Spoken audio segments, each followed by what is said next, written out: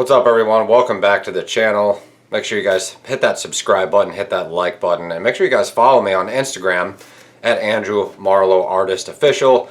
So today we're here for a little update slash book haul slash book review. Going to be talking about Giovanni's Room by James Baldwin. Just finished this recently, and I made it a point, to stay pretty consistent with my annotations in this. This one is sort of the type of book that does not require a lot of annotations, but at the same time I think it does, so I wanted to, just sort of reiterate that. I chose to make my annotations in pencil. As you can see, there's a little bit of, maybe some highlights, different, systems I use to, just remember certain passages, whether it's underlining, whether it's making a little mark, like that on the side of the paragraph. That's always a good thing to do. Sometimes I'll use stars, sometimes I'll just put a heart, or sometimes I'll just respond to it directly and write something. As you can see, I've done down below there. Making your own annotations is a great way to get yourself into the book, into the novel, into the character's life. So yeah, let's start with a little quick review of James Baldwin by Giovanni's Room.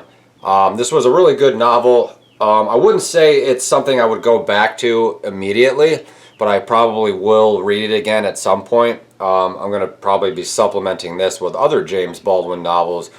So basically, in a nutshell, we'll kind of keep this short just for the sake of time, and just for the sake of a lot of different things. But I will try to get as in-depth as possible. There will be some spoilers in this review, so if you have not read this yet, just skip past this because you don't want to have spoilers, right? But even regardless of what I say about the novel or what happens in the novel, I still think I don't really believe in the concept of spoilers. I think if you really want to read something, you'll get your own experience out of it, and it's not going to hurt the reading experience just to know a thing or two about the novel. So this novel begins with a character named David. I think it's an alter ego for James Baldwin himself. But it starts out in New York City. He's grown up with his father. His mother dies when he was at a young age. And there's the aspect of religion. His family is somewhat religious. I'll turn my phone off here. His family is somewhat religious, and James Baldwin is sort of going through the struggle of how to relate to his father, how to relate to America, how to relate to his other, peers, his classmates. And basically, his mother dies, and he has this relationship with his father, and he sort of witnesses his father's problems in conjunction with his father's relationship with this woman that they're staying at this woman's house, and his father is kind of starts to go out and drink. He's partying too much, and the woman starts confronting his David's father on his lifestyle and stuff, and James Baldwin is kind of overhearing the family tensions, and you really get the sense that James Baldwin is sort of has a fractured family life, or at least this character does in this novel. So he ends up befriending this other kid about the same age as him, and he kind of falls in love with this kid. This is James Baldwin's first, or I guess we'll say David's first experience realizing that he was gay, or that he was maybe bisexual, or that he had some sort of romantic attachment to men. And he writes about it beautifully. It's nothing like real explicit or anything like that. It's just very, romantic and innocent and very visceral. We talked about the visceral quality of James Baldwin. That's definitely what you get in James Baldwin. So he has this, experience one time or a time or two with this young man, and then he kind of just stops associating with him for whatever reason, and David ends up going all the way out to Paris. But as he's in Paris, it takes place sort of among that time period of the expatriates of Ernest Hemingway, F. Scott Fitzgerald. This book was released in 1956. So I think this would be considered kind of early James Baldwin, maybe sort of middle James Baldwin.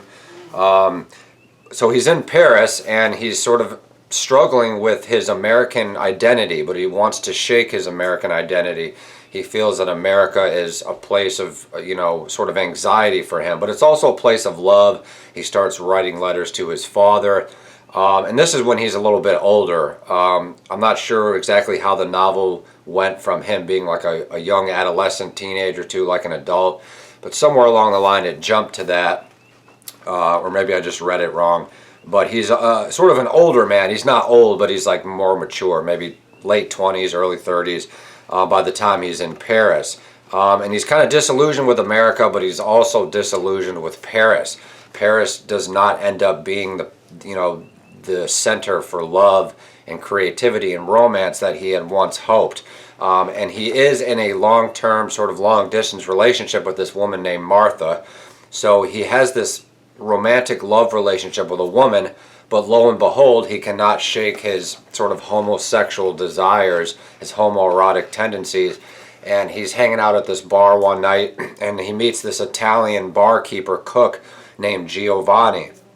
And that's who the title of the novel is based on, Giovanni's Room, as you can see.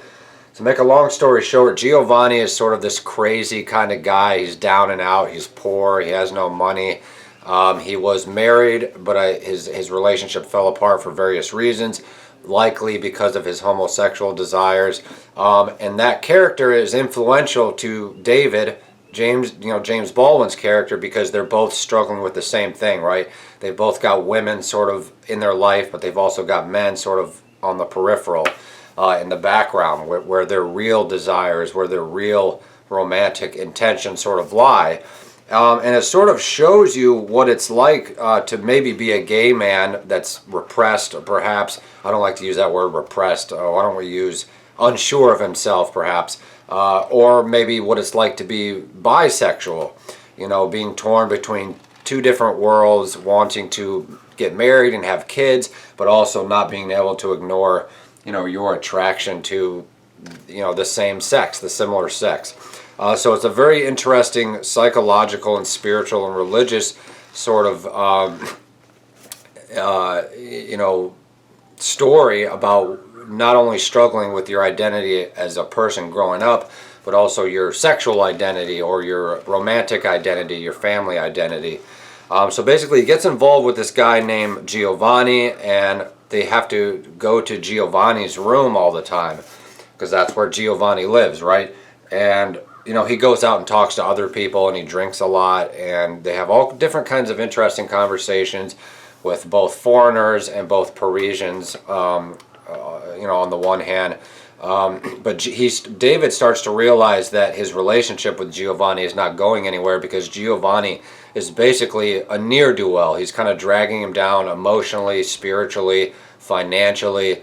And Giovanni has this sort of rescue complex. He wants to be rescued by David. He says David is the only thing he's ever loved. It's the only thing that can save him. So David becomes uncomfortable with those expectations and sort of the filthy atmosphere of having to be in Giovanni's room, a really depressing sort of poor place in Paris.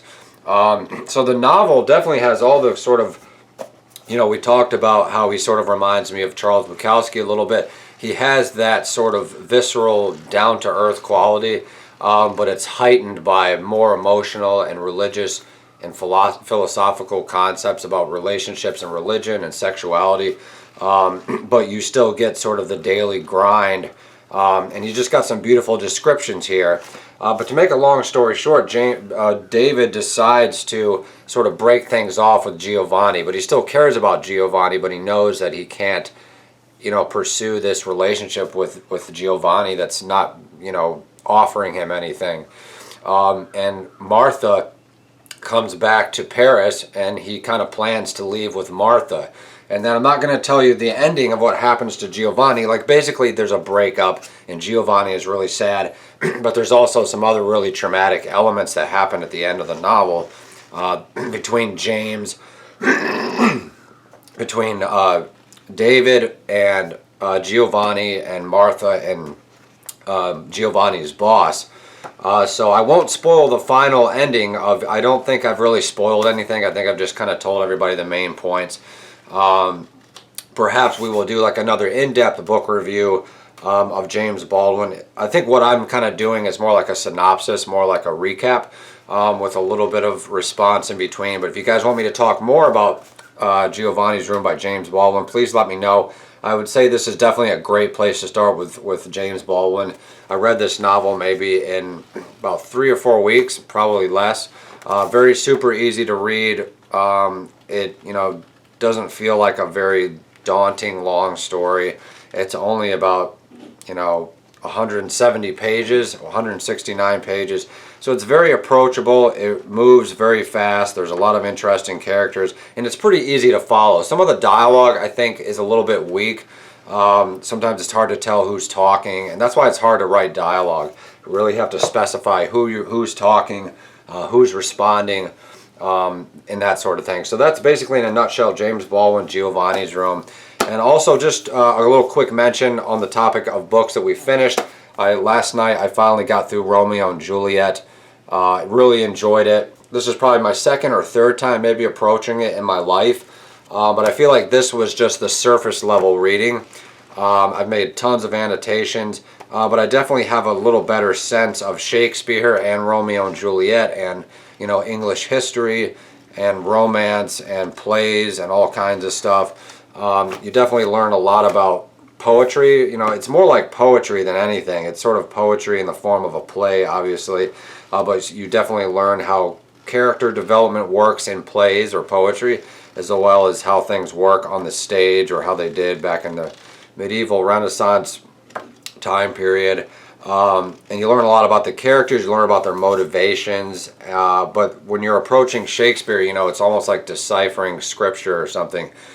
Because they're talking different, they're talking in an old sort of form of English. I don't think it's considered Old English. I think there's a different name for it. Maybe like Renaissance English or something like that, modern Renaissance English. But it's very dense, it's very cryptic, it's very elusive. So I think Shakespeare is definitely something you kind of have to nurture on a regular basis if you really want to master Shakespeare. So I do plan on doing a rereading of this. I think I might jump to another Shakespeare play just to kind of get some other Shakespeare going. We talked about some of my other Shakespeare books that we're going to be getting into. But Romeo and Juliet's definitely probably the best place to start with Shakespeare, I would imagine. There's probably a reason they make you read it in high school and stuff. So let's jump to just, a couple mentions. Obviously, I'm still reading Moll Flanders. Putting a really nice dent in this as well, as you can see there by the bookmark. Really enjoying this. The way Daniel Defoe writes, it's very sort of introspective, and he's telling a lot. And they always tell you, don't show me, what something is like, tell me, or don't tell me what something's like, show me what it's like.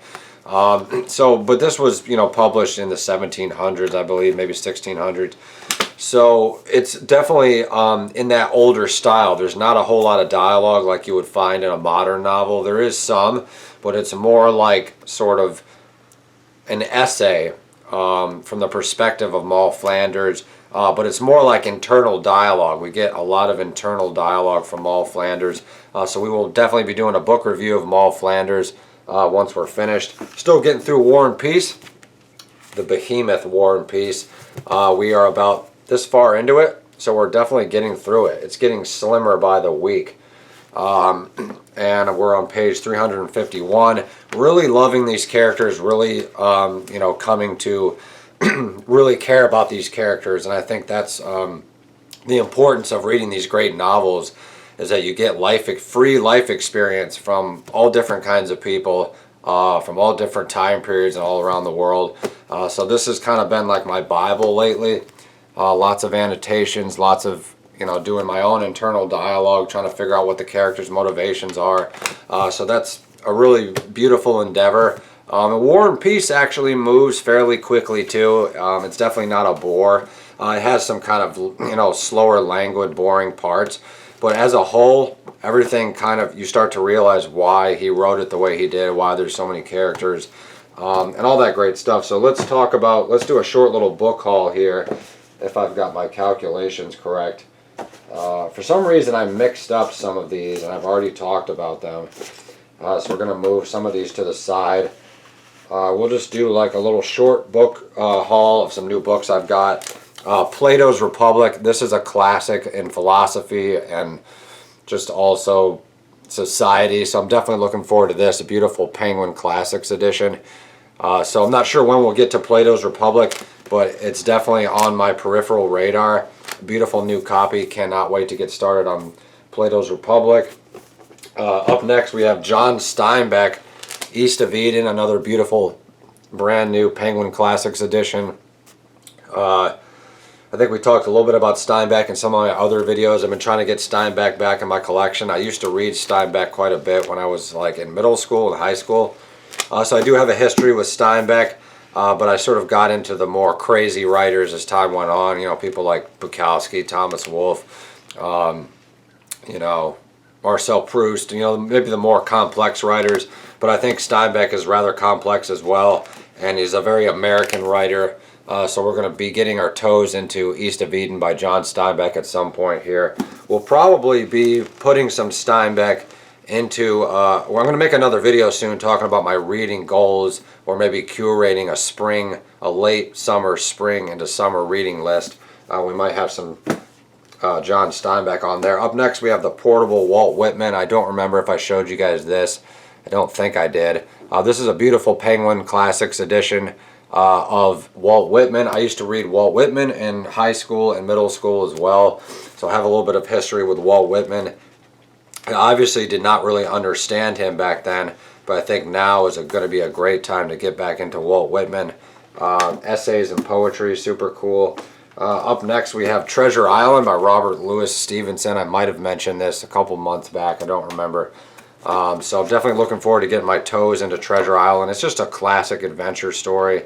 I used to read Treasure Island quite a bit. This one has beautiful illustrations as well. So this is another thing I can add to my Barnes & Noble's Classics collection. Super cool. And then we have another Barnes & Noble's Classics, Portrait of a Lady by Henry James. I'm not very familiar with Henry James, but we're definitely going to be getting our toes into this at some point. I'm definitely looking forward to reading another English author. I think he's English, sort of about, you know, family and society and stuff. So we'll definitely, you know, sink our teeth into that. Thank you so much for watching this semi-short video, guys, and I do have some other videos planned. I've been super, you know, kind of late with uploads and stuff lately. Just been kind of adjusting to classes again, and work and assignments, and making time to write my own novel, work on my own drawings for class and stuff. So we'll try to stay as consistent as possible, but if you guys don't see me super consistently, you'll know I'll be back at some point with uploads. They're just going to be kind of sporadic, but I would like to try to get to once a week.